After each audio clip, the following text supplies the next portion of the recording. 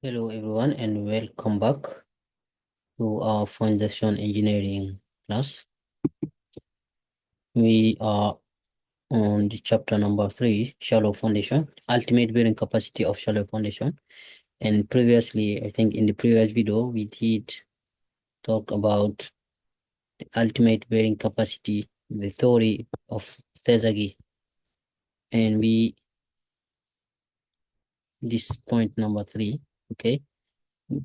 So we have discussed about several formula equations on the estimation of ultimate bearing capacity of shallow foundation, including different type of failure that that may happen in the ground. I mean, we did for general shear failure, for local shear failure, and also for different shapes of footings. Okay, so today we are going to talk about safety factor of safety. Okay, this is just a factor that is used for safety of in the design. Okay, so it will not be long actually, but you need to understand first what is the ultimate bearing capacity. Okay, and this is what we did in the previous video.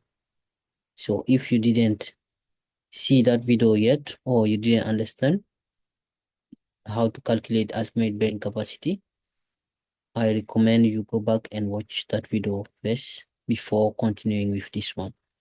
Okay, so let's go then. A safety factor or factor of safety, what is it exactly? You remember this figure? We talked in detail about this figure previously. So if you calculate the ultimate bearing capacity, we have seen what is the ultimate bearing capacity. Ultimate bearing capacity is the load per unit of area. Let's say the load that will make failure happen in the ground. Okay, but if you are going to design, if you are going to build any structure, you will not load your foundation up to that ultimate capacity, because if you reach there, the soil will fail. The failure will happen in the ground. So to avoid that, we have to divide that ultimate capacity by a factor to obtain what we call allowable bearing capacity. Okay, so let's say if you calculate it and you find that the ultimate bearing capacity is 1000 kilopascal, for example. Okay, but you are not allowed to apply all the 1000 kilopascal. I mean, you are not allowed to load the footing, your foundation, to the 1000 kilopascal, because if you do that, the building or the structure that is supported by the foundation will collapse. Okay, that's why we need factor of safety. So allowable bearing capacity, allowable load bearing capacity is the bearing capacity you obtain after applying the factor of safety. Okay, so the gross allowable load bearing capacity of shallow foundation, it requires application of factor of safety. Okay, we call it FS to the gross ultimate bearing capacity. So technically this is the formula. Okay, Q, this is, it means allowable bearing capacity. This U we explained before, it is ultimate bearing capacity. So the allowable bearing capacity is obtained from the ultimate bearing capacity divided by the factor of safety. That's very simple, I think. Very, very simple. And in practice, some engineers prefer to use this kind of names, like net stress increase on the soil will be equal to the net ultimate bearing capacity divided by the factor of safety. But it's same meaning, okay? Because the net ultimate bearing capacity, okay, this one is the ultimate bearing capacity by unit area. It means like in kilopascal, for example, it is pressure, okay, of the foundation that can be supported by the soil in excess of the pressure caused by the surrounding soil at the foundation level. Do you understand? It means this time the pressure, the soil, can you see the soil above the foundation level is here? Okay, this is the foundation level. So if you have this level, everything above this level is also supported by this soil at this level. It means it is like, do you remember that in the formula of the bearing capacity, the soil above, the soil was replaced by its weight, its own weight. Okay. So the net, when you see net here, net ultimate bearing capacity, net stress, it means the ultimate bearing capacity, but you remove this, the weight of this soil somehow. Okay, you remove it so that you know that, okay, in the, it is like if you have the gross, your gross salary, your gross wage, you remove, for example, taxes and everything, pension, then you will have net. Okay, so the capacity you are calculating is the capacity that the soil at this level, this dashed line, the soil at this level can support. But this soil is supporting already the soil above. Okay, but in some cases you have to consider this also, the weight of this concrete. Okay, so we will see how to obtain this net ultimate or net stress increase on soil. Okay, but remember that in this case it is the ultimate pressure per unit area of the foundation that can be supported by the soil in excess of the pressure caused by the surrounding soil at the foundation level. That means if we are going to explain it in detail here, if supposing that, okay, as you can see, what is above this line?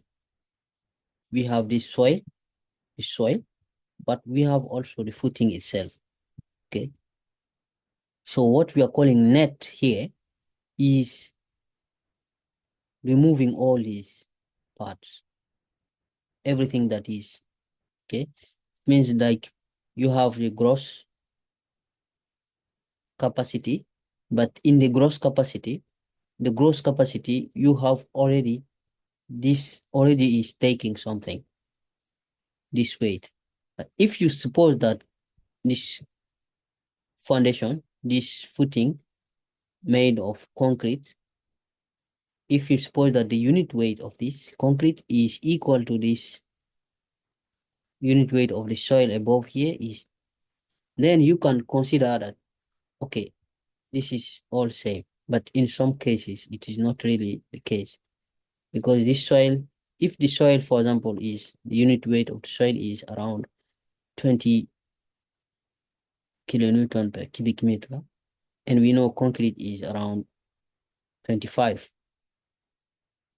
So we can say, okay, we can suppose that, okay, the unit weight of the concrete and the unit weight of the soil are almost same. So we can neglect the difference between the two. In that case, you can consider that this Q, okay, is all of this is Q. It means the net is the gross minus Q. Okay. The net ultimate bearing capacity equal to the ultimate bearing capacity minus the surcharge. It means because after all, we want to know the load that we can, the force that we can apply on this footing, right? This is what we want to know. If you calculate and you find that, okay, you can apply the ultimate bearing capacity, means the gross ultimate bearing capacity is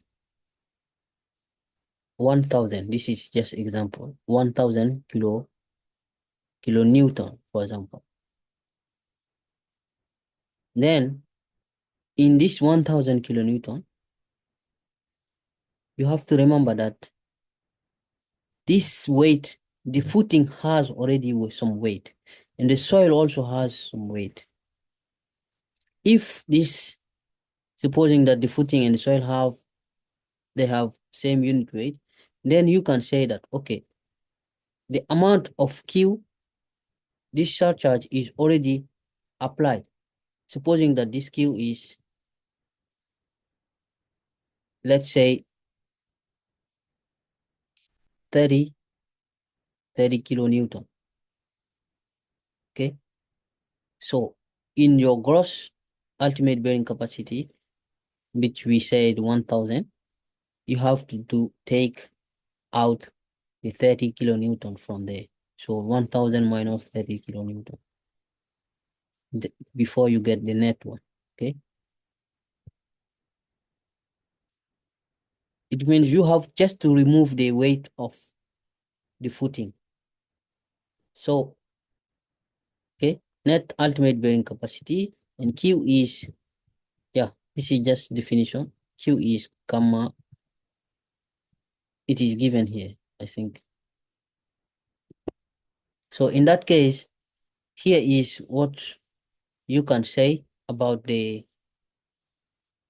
net allowable bearing capacity. Okay. Always remember to remove the weight of the footing. Always. Here, it is assumed that the weight of the footing has the same weight as the soil, but in some cases, it is not really the case. You have to remove really the weight of the soil, this part of soil, and the weight of the footing. You remove everything. And then you will say, okay, I can add plus this load. So it will be like this. And then apply the safety factor or factor of safety. And then you can obtain the allowable bearing capacity. The capacity, the weight you are allowed to add, okay, to load. So the factor of safety defined here in this case should not be less than 3 in all cases. For those who know Eurocode 7 or who are familiar with Eurocode 7, I am also doing this Eurocode 7. I have a class of Eurocode 7. This factor of safety is standing as partial factor in case of Eurocode. Okay. So in that case, it means what we have above here is standing as characteristic value. And this, what we are calculating, allowable bearing capacity is standing as the design value. And then the safety factor is standing as partial factor. But the difference is that Eurocode is putting partial factor on the soil parameter, partial factor on the action.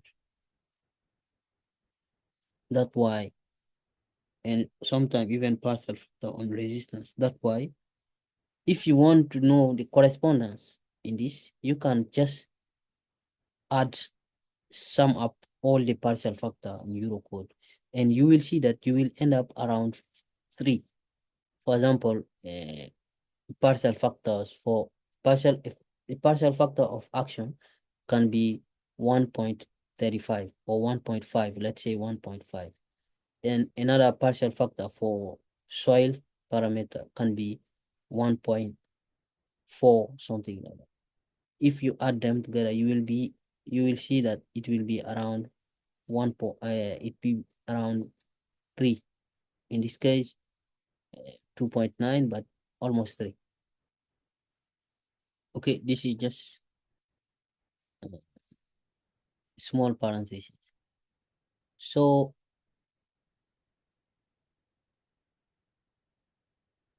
yeah, remember the factor of safety, minimum 3. Okay, let me put this here.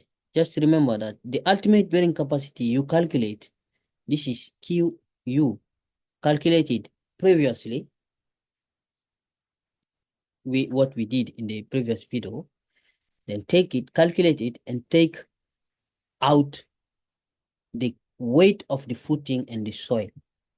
If you consider that the footing and the soil, they have same weight, then it simply use this. But if not, then you have to estimate the weight of this small soil, and the weight of the footing, and then remove that from the ultimate bearing capacity. Then you can divide it by the safety factor or factor of safety. Okay, here is an example. We will do like a practical example for this. So we have a square foundation, 2 meter by 2 meter, okay, in plane. And this foundation is resting on a soil that has the friction angle of 25 degrees, cohesion of 20 kilonewton per square meter, and unit weight of 16.5 kilonewton per cubic meter. This is what we have. Okay.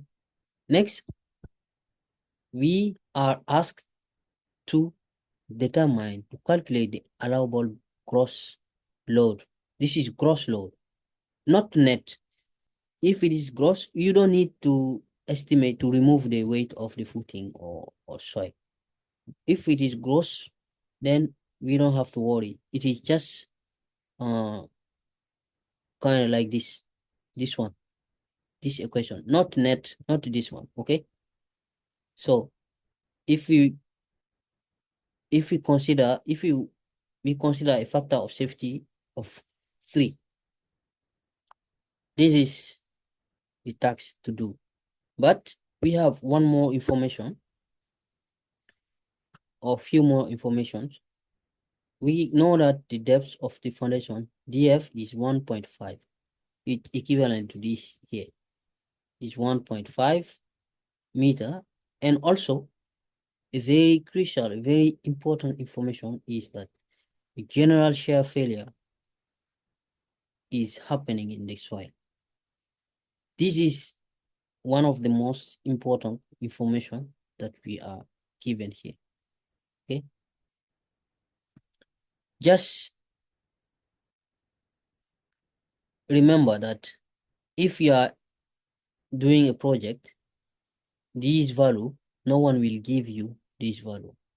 No one will give you phi, C, gamma. No one.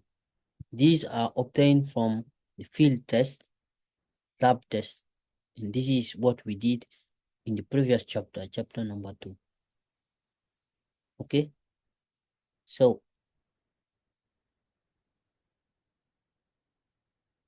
let's try to estimate here the gross allowable carrying capacity. Okay. We have all the information here. So just reminder, I will remind you this. This is what one of the most important things we did in the previous video. We did this, if you remember. We gave equation formula of ultimate bearing capacity for general shear failure and local shear failure.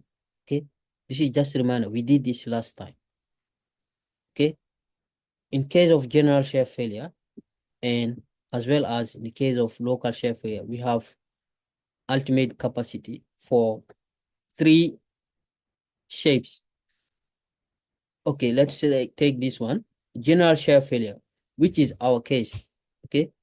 In our example, we are dealing with general shear failure. If you remember,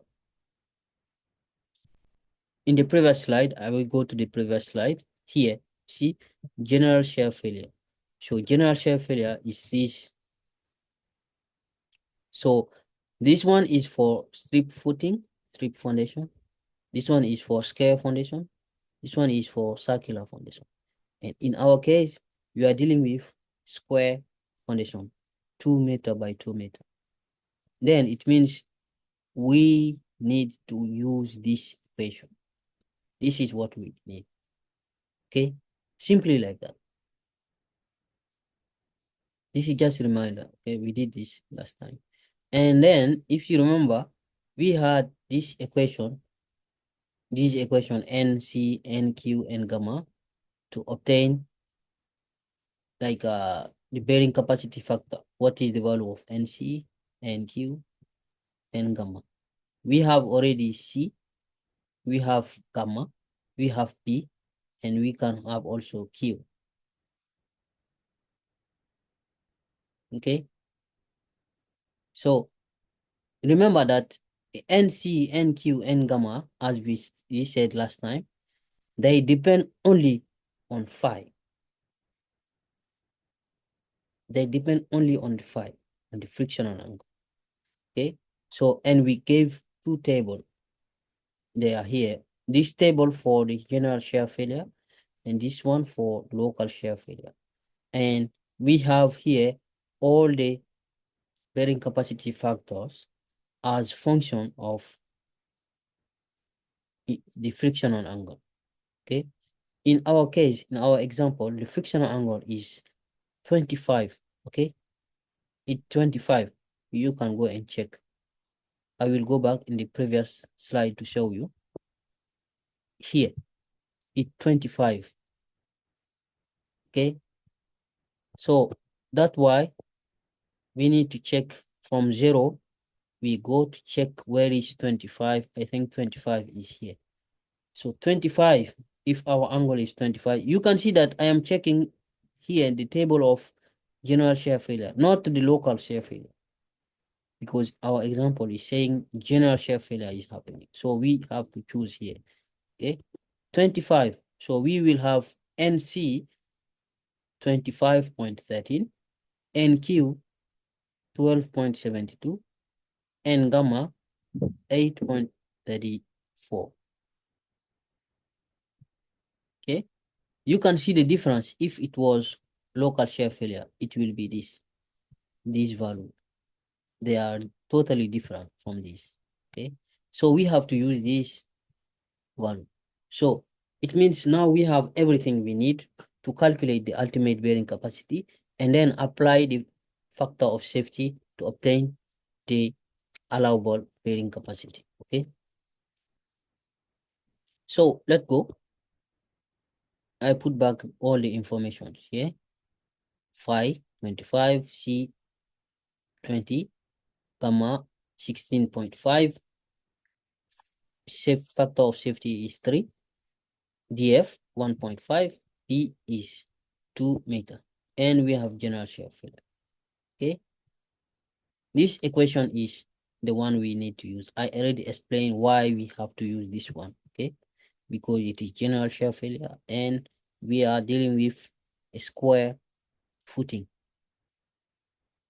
So if we apply, then we already got the value of NC, NQ, and gamma. Okay, NC 25.13, NQ 12.72, and N gamma 8.34. Then if we apply this equation, you will see it will be like this: 1.3 multiplied by C prime 20 multiplied by NC, this NC, okay, plus Q how can we get Q? Q, you can see that it gamma multiplied by DF. Our DF here is 1.5 and gamma is 16.5. That's why we have here 1.5 multiplied by 16.5. And NQ is here 12.72. And 0.4, this one, gamma is same, 16.5. 16.5. And B is 2. And N gamma is 8.34. Is here. Okay. Then we can calculate and obtain the ultimate bearing capacity as this. Okay. 1078.29 kilonewton square meter. This is the bearing capacity we have, the ultimate bearing capacity. Okay. Now we can go to obtain the allowable bearing capacity. Then that allowable bearing capacity will be just this ultimate one divided by 3 by the factor of safety here. Okay. Then we will have this. So the allowable bearing capacity ultimate divided by factor of safety. So this value we obtain here divided by 3 and you have this. Okay. So it means this is what you are allowed to apply. Despite this is the ultimate capacity for safety so that the building or the structure will not collapse. This is what you are allowed to apply. No more than this. Okay. Now, what is if you know that this is what you're allowed to apply, you cannot apply more than this. If you do and anything happen, if it is checked and it is your fault, maybe it will backfire. Sorry. So the total allowable gross load is this one is in case of per unit area. It means in kilopascal. If you need it now in terms of kilonewton, for example, then you have to use the square, the surface, the area, okay, B. Okay. So multiply this by the area because you see that this is kilonewton per square meter. Okay. So if you multiply this by area, the square meter will disappear, will be eliminated. It will be remaining only in the kilonewton. So you have this multiplied by this, the area of the footing, 2 by 2. Then this is what you have. It means you can load 1,438 kilonewton as a maximum load you are allowed to load on this ground, okay? Now remember that we didn't remove the weight of the footing and the soil above. This is gross allowable total, you see, total allowable gross load.